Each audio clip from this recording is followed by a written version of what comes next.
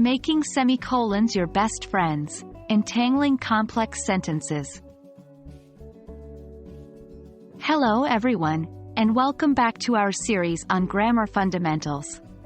Today, we are going to tackle a topic that can seem a little intimidating at first, but it's actually not as difficult as it seems.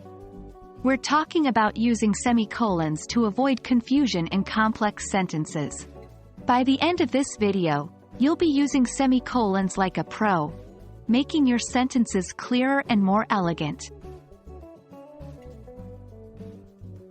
You might be wondering, why should I bother with semicolons?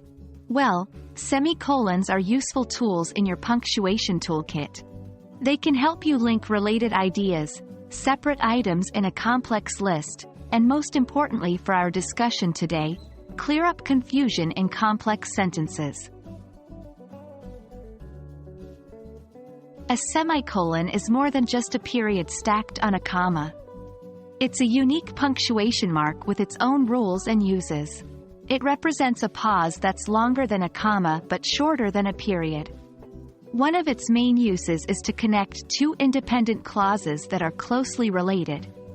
For example, consider the sentence, John loves going to the park. He often feeds the ducks there. Each clause could stand alone as a complete sentence, but by using a semicolon, we've subtly linked them and highlighted their relationship. So, how does a semicolon help to avoid confusion? Imagine you have two independent clauses that are a little bit more complex, with their own internal punctuation. Using a comma between them might make things unclear, but a semicolon can provide a clear break, clarifying the structure of your sentence. Let's look at an example. When I go to the beach, I love to swim, sunbathe, and build sandcastles. However, I always remember to wear sunscreen. Here, the semicolon separates two complex ideas, each with its own list, helping us to avoid any possible confusion. While semicolons can be very useful, it's important to use them correctly.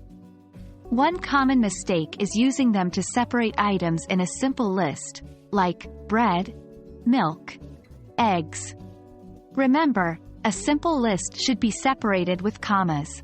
Semicolons should be used to separate items in a complex list or to link closely related independent clauses.